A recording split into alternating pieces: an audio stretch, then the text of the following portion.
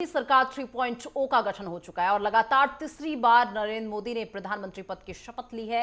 71 मंत्रियों ने पद और गोपनीयता की शपथ ली है। इस बार केंद्रीय मंत्रिमंडल में सामाजिक समीकरणों से लेकर सभी राज्यों के प्रतिनिधित्व का ध्यान रखा गया है।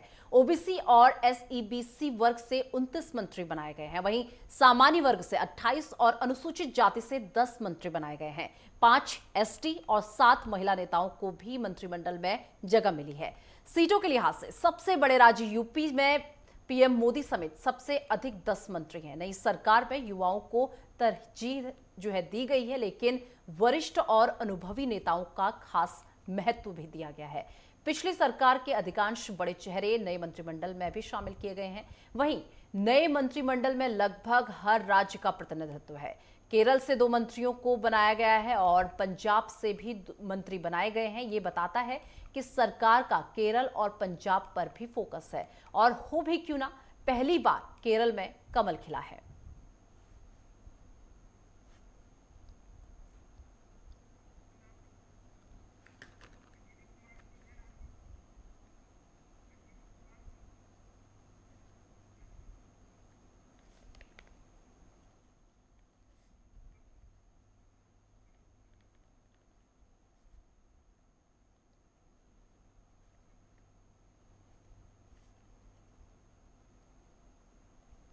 और चलिए इस पूरे मुद्दे पर करेंगे चर्चा। उससे पहले कुछ खास मेहमान इस वक्त हमारे साथ जुड़ चुके हैं। सबसे पहले आपको परिचय से करवा देती हूँ। राजनीतिक विश्लेषक अंजनी कुमार सिंह जी इस वक्त हमारे साथ जुड़ चुके हैं और वरिष्ठ पत्रकार सुशील वकील जी इस वक्त हमारे साथ जुड़ चुके हैं। सीधा अंजनी जी आपके पास आते हुए, देखिए मोदी कैबिनेट ने कल शपथ ली है, किस तरीके से देख रहे हैं? 71 मंत्री बनाए गए हैं, किस तरीके से देख रहे हैं इसे?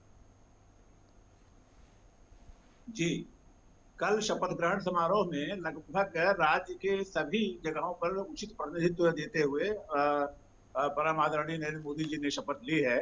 उनके प्रधानमंत्री की उनके कैबिनेट में लगभग सारे राज्यों से और उचित प्रतिनिधित्व देते हुए कि कितना प्रतिशत सवर्णों को, कितना प्रतिशत अनुसूचित जाति जनजाति को, कितना प्रतिशत ओबीसी को, सभी को समानुपातिक रूप से प्रतिनिधित्व देते हुए उन्होंने अपनी सरकार का गठन किया है।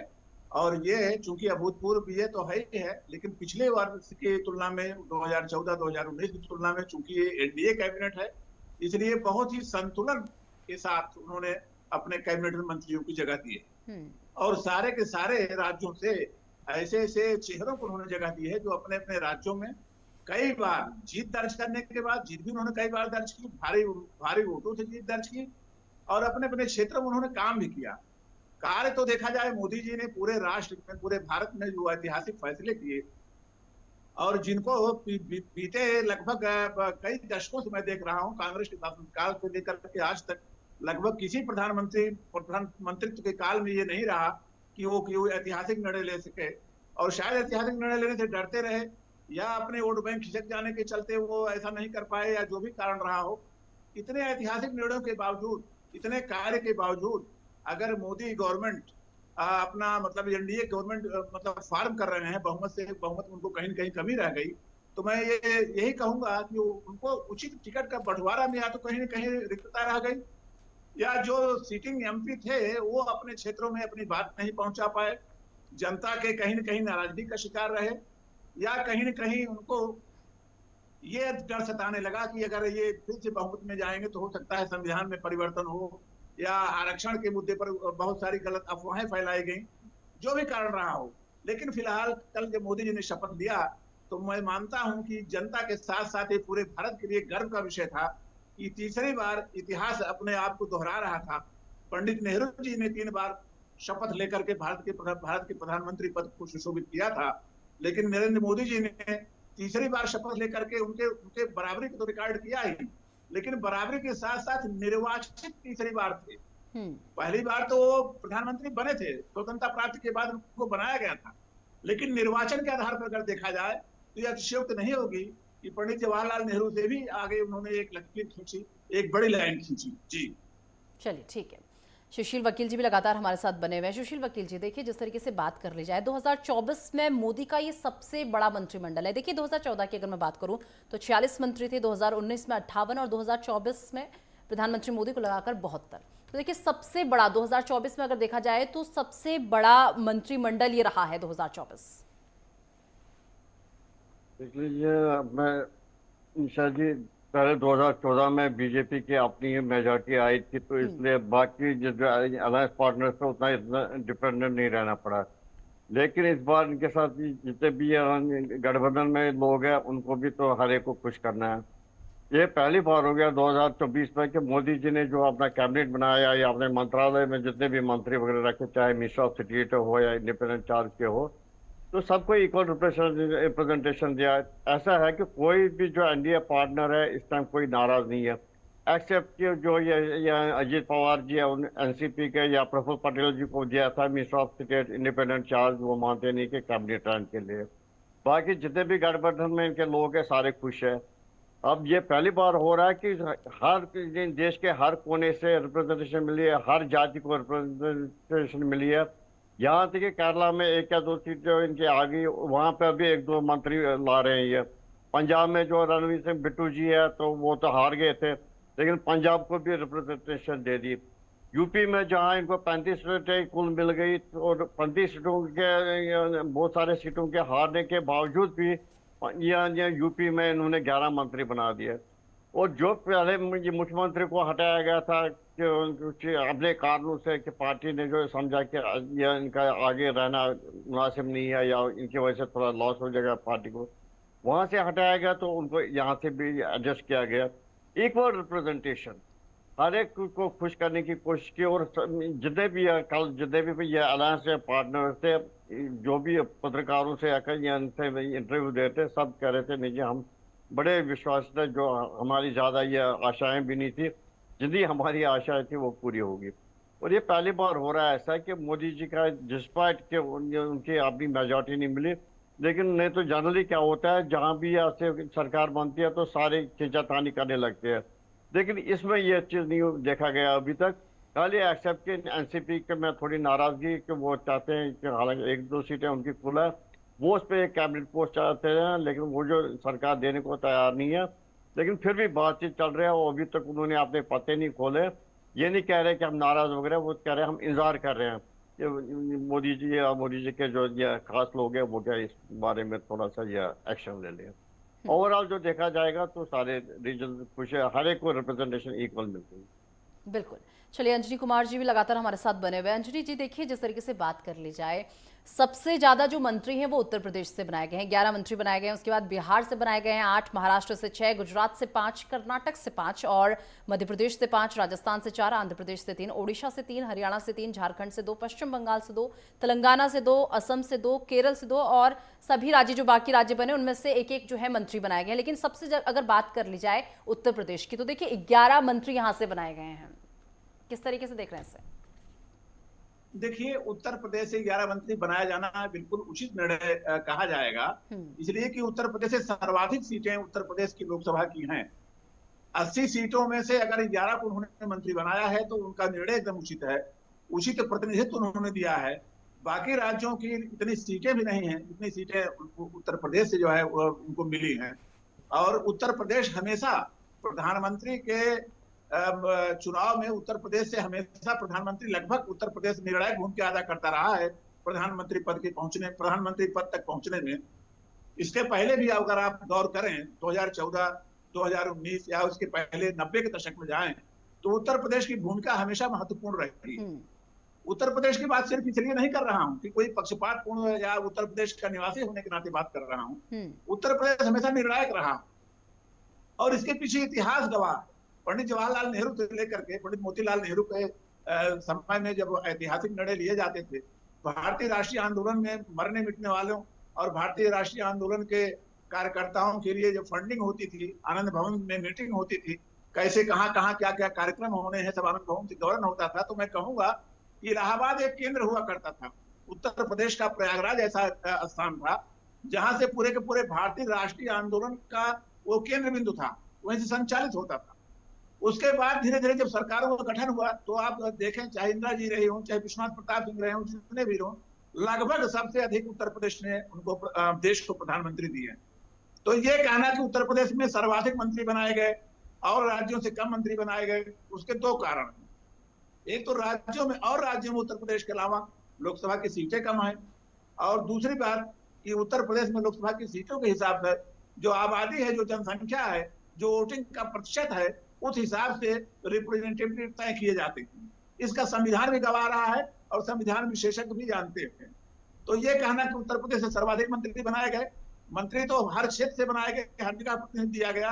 हाँ, ये बात जरूर कहूंगा कि जहां पर प्रदर्शन खराब रहा, जहां के सिटिंग मंत्री हारे, लगभग 10 मंत्री इनके अब की बार हार का सामना करना पड़ा 10 मंत्रियों को, तो जहां से हारे हैं वहां फिलहाल अभी चुप्पी बनी हुई है।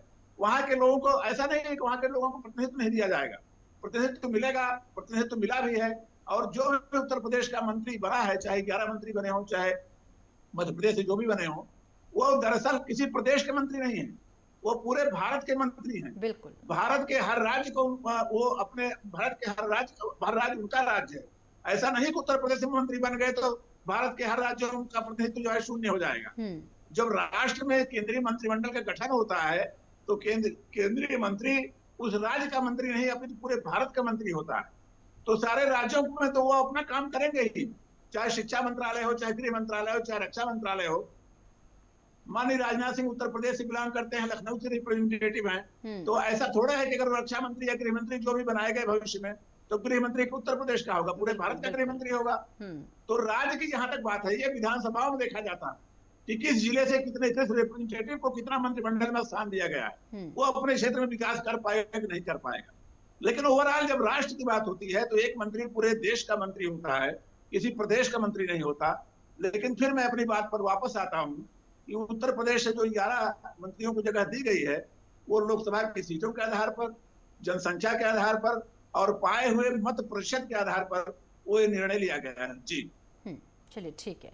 सुशील जी काफी समय से हमारे साथ बने हुए। सुशील जी, देखिए, कार्यभार संभालते ही प्रधानमंत्री ने आज एक बड़ा फैसला लिया है। किसान सम्मान निधि जारी करने का आदेश उनकी तरफ से दिया गया है। किसान सम्मान निधि की जो फाइल है उसमें उसे उन्होंने पास कर दिया है। किस तरीके से देख रहे हैं, क्योंकि जिस तरीके से हरियाणा की हम बात करें, देखिए 10 लोकसभा सीटों वाला ये राज्य है, लेकिन केवल 5 सीटें उनके खाते में आ पाई। कहीं ना कहीं किसानों के गुस्से का शिकार यहाँ पर बीजेपी को बनना पड़ा और आज एक बड़ा फैसला, कार्यभार संभालते ही एक बड़ा फैसला लिया गया है, किसान सम्मान निधि जारी करने का आदेश दिया गया। किस तरीके से देख रहे हैं सर?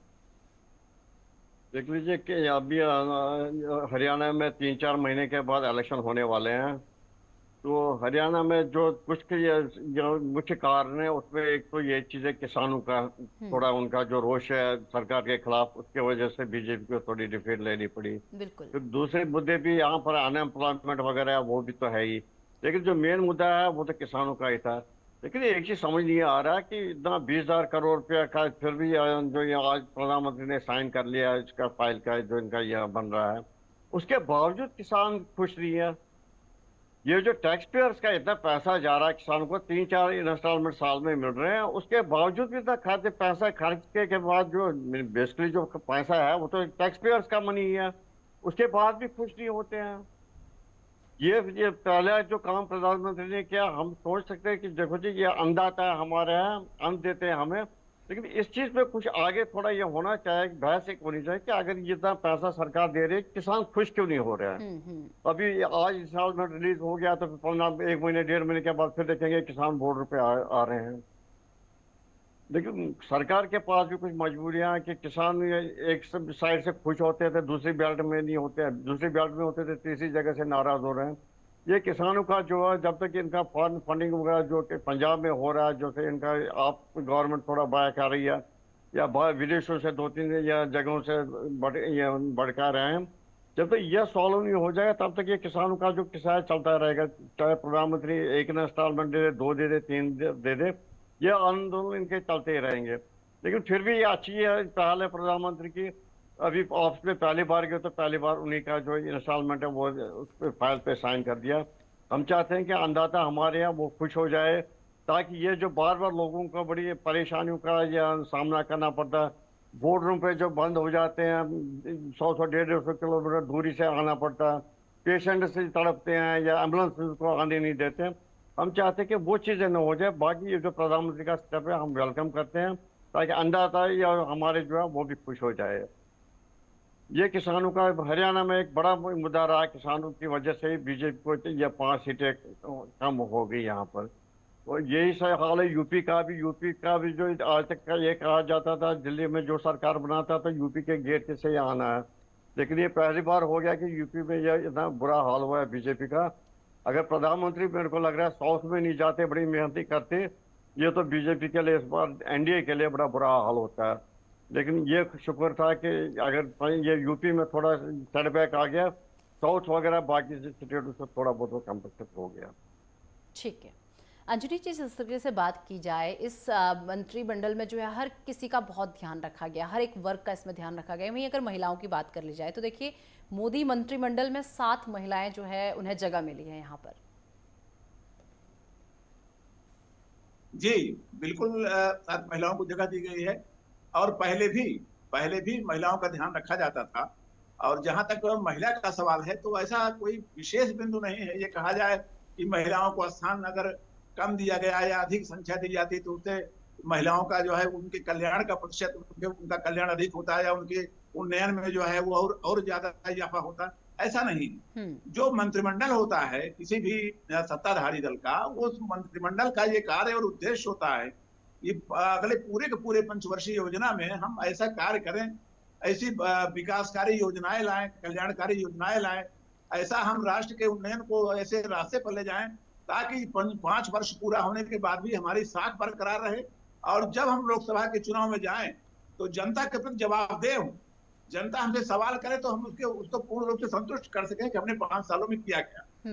जहां तक महिलाओं का प्रश्न है, ये अब जो है ये बात जरूरी हो गया है, उठना ये बात उठती भी है, महिला विमर्श में भी, स्त्री विमर्श में भी उठती है, बड़े बड़े मंचों पर उठती है कि महिलाओं को प्रतिनिधित्व कितना दिया गया, महिलाओं को कितना आरक्षित किया गया, महिलाओं को लोकसभा में सदन में कितनी जगह दी गई, टिकट कितना दिया गया, कितने जीते और कितने को मंत्री बनाया गया।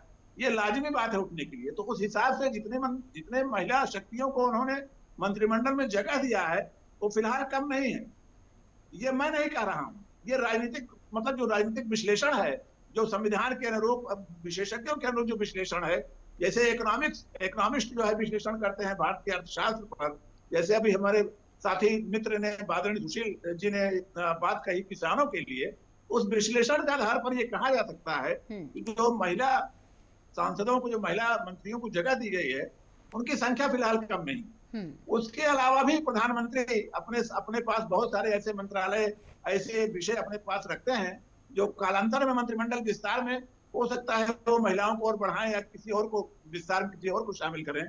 फिलहाल मौजूदा परिप्रेक्ष्य में जो मौजूदा मंत्रिमंडल का दृश्य है उसमें महिलाओं को स्थान मेरे हिसाब से कम नहीं दिया गया है। जी ठीक है सुशील जी, इस तरीके से बात कर ली जाए, देखिए बीजेपी इस चीज में एक्सपर्ट है, इसे जो है हर किसी को मानना पड़ेगा क्योंकि वो अपने सहयोगी दलों के साथ बड़े ही बैलेंस तरीके से चलती है।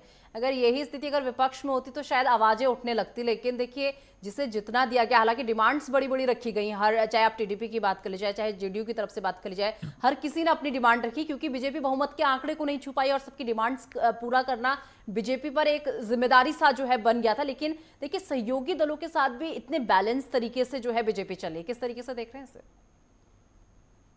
देख लीजिए आप, ये एनडीए का जो आ गया, इनका अच्छी तो बहुमत नहीं आ गई लेकिन सीटें अच्छी आ गई। जो आपने इनके साथ जो मेन ये आपने जो 5-6 पार्टनर्स है, जैसे टीडीपी का ले लीजिए 16 सीटें, या जेडीयू लीजिए 12 सीटें, बाकियों की 1-1, 2-2 सीटें करके, फिर भी उसके बावजूद भी मोदी सरकार ने हर एक को इक्वल रिप्रेजेंटेशन, जिसकी एक भी सीट थी उसको भी दे दी, जिसके पास 14 थे उसको भी, हम 16 थे उसके बाद 2-3 दे दिया, जिसके पास 12 थे उनको भी खुश कर दिया। क्योंकि ऐसा चीज है कि बीजेपी जो एनडीए एक डिस्प्लिन टाइप का यह है, ऑर्गेनाइजेशन है, यह गठबंधन है। इसी बावजूद देख लीजिए, अगर आप इंडिया गठबंधन जीत लेता, अभी तक तो सारे आपस में लड़ते रहते हैं कि हमारे तो यह होम मिनिस्ट्री मैं रहूंगा, प्रधानमंत्री मैं रहूंगा, यह बनने से पहले ही टूट जाता है। देखिए यहाँ भी यह कि बीजेपी में एक चीज है, डिस्प्लिन पार्टी है, यहाँ पर वो चीजें नहीं होती है, पहले से तय होता है। आप देख लीजिए तो कल मोदी जी ने वो क्लियर भी कर दिया ये चीज कि हमें जो कार्य करने वो करने हैं। ये चीज नहीं कि उसमें कोई बाधा डाले या कोई चीज, थोड़ा बहुत वो इंडिकेशन कल वो दे दिया मोदी जी ने अपने भाषण में। इसलिए ये जो एनडीए और ये इंडिया गठबंधन में जो फर्क है, बड़ा या आसमान जमीन का फर्क है। वो बनने से पहले ही टूट जाता, लेकिन यहाँ पर अभी तक तो बड़े आराम से सारा हो गया। हर एक को इक्वल रिप्रेजेंटेशन मिली। जो जहाँ पर कोई जीते भी नहीं थे उनको भी मंत्री बनाया गया। जहाँ यूपी की बात कर लीजिए, यूपी में कम सीटों के बावजूद भी इतने मंत्री लाना, ये चीज दिखा रहा है कि बीजेपी चाहता है, एनडीए चाहता है कि यूपी में जो है थोड़े बहुत सेटबैक आ गया, ये चीज यूपी के लोग ये ना समझे कि हम अब उनको ये बदला ले रहे हैं, उनसे ये कर रहे हैं कि उनका कमी कर दी। यूपी को भी खुश कर दिया। हरियाणा में अब इलेक्शन आ रहे हैं, हरियाणा को भी 3 से ये मंत्री बना दिया, उनका भी ख्याल रख दिया। और उस हिसाब से लग रहा है कि एनडीए में जो ये अपने गठबंधन के साथी जो उनके हैं, सब उसमें खुश है। सब ने कल अपनी खुशी जाहिर की। लेकिन खाली ये एक ही रह गया जो अभी अजीत पवार जी का जो मसला है, हो सकता है वो भी 1-2 दिन में सॉल्व हो जाएगा।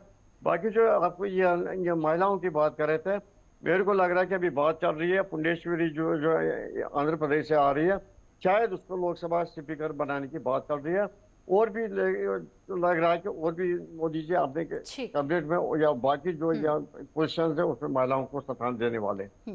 अंजलि जी, यही सवाल मेरा आपसे भी रहेगा। देखिए, बड़े ही बैलेंस करके बीजेपी चलती है, ये खूबी बीजेपी की कह लें या कुछ भी कह लें, बड़े ही बैलेंस तरीके से चलती है। क्योंकि बीच में आपने भी देखा होगा कि जब ये एनडीए जीत गई थी, उसके बाद एक स्थिति ऐसी भी आ गई थी जहां पर नीतीश कुमार की अगर बात करें, खबरें ये थी कि कहीं नीतीश कुमार फिर से पलट तो नहीं जाएंगे। क्योंकि आपने देखा होगा, वो तस्वीरें आपने देखी होंगी कि तेजस्वी यादव के साथ एक ही फ्लाइट पे आना और तेजस्वी का पीछे सीट पर बैठना, नीतीश का आगे सीट पर बैठना और कुछ देर बाद साथ साथ में बैठना। तो कहीं ना कहीं जो है चर्चाएं तेज हो गई थी, कहीं नीतीश कुमार पलट तो नहीं जाते। उसके बावजूद भी जो है अब स्थितियां बहुत सामान्य सी बनी हुई है। तो कह सकते हैं कि बीजेपी को ये हुनर, बीजेपी का समझे या कुछ भी समझे, कि बैलेंस बहुत अच्छी तरीके से कर लेती है बीजेपी। जी देखिए, भारतीय जनता पार्टी का जो उच्च सहपुष्ट बिंदु है, मतलब भारतीय जनता पार्टी की जहां से शुरुआत होती है, वहां पर बहुत ही कद्दावर नेता जो है वो रहे हैं। इसके पहले राष्ट्रीय स्वयं सेवक संघ जो है वो भारत का एक कहा जाए कि एक सांस्कृतिक संस्था है जो भारत को अध्यात्म और संस्कृति का पोषण देता है। राष्ट्रीय स्वयं सेवक संघ से ही निकले हुए लगभग सारे बड़े राष्ट्रीय नेता थे, और ये हुनर सबसे अच्छा आदरणीय अटल बिहारी वाजपेयी जी में देखने को मिलता था, जो सारे दलों के लोगों को लेके चलते थे और अपने गठबंधन में शामिल जितने भी दल रहते थे उनको पूरी तवज्जो देते थे। और यही धीरे धीरे कालांतर में आदरणीय मोदी जी के पास भी मतलब ट्रांसफर हुआ। अभी तक जो सरकार थी वो सिंगल लार्जेस्ट पार्टी थी, बहुमत में थे, लेकिन इस बार चूंकि उनको समर्थन लेना पड़ा, थोड़ी सी उनको मतलब मशक्कत करनी पड़ी। और फिर जहां तक नीतीश बाबू जी की बात है, तो वैसे बहुत सारे लोग राजनीति में चेहरे होते हैं जो समय समय पर पलटते रहते हैं अपने स्वार्थ की खातिर या सत्ता की खातिर या पूर्वाग्रह और द्वेष की खातिर। लेकिन मैकियावेली का एक कथन है, कोटेशन है राजनीतिज्ञों के लिए कि a king should be clever, a king should be brave as well as lion and should be clever as well as fox. एक राजनेता को वो शेर की तरह बहादुर होना चाहिए और लोमड़ी की तरह चालाक होना चाहिए। तो ये मैकियावेली का कथन तब का है जब पूरे विश्व में लोकतांत्रिक सरकारों का जो वो होता था, नेता होता, लोकतांत्रिक सरकारों को जो गठन करता था, जो नेता होता था, ये उसके लिए उसने बात कही थी। पाश्चात्य राजनीतिक विचारक था। चलिए ठीक है, माफी के साथ अंजलि जी आपको रोकना चाहूंगी, माफी के साथ आपको रोकना चाहूंगी, समय मुझे इतनी इजाजत देता है। फिलहाल बहुत शुक्रिया आप दोनों का, आप दोनों हमारे साथ जुड़े और इस पूरे मुद्दे पर आपने हमारे साथ चर्चा की। और चलिए फिलहाल वक्त एक छोटे से ब्रेक का, ब्रेक के बाद फोन हासिल होते हैं। मैं नरेंद्र दामोदर दास मोदी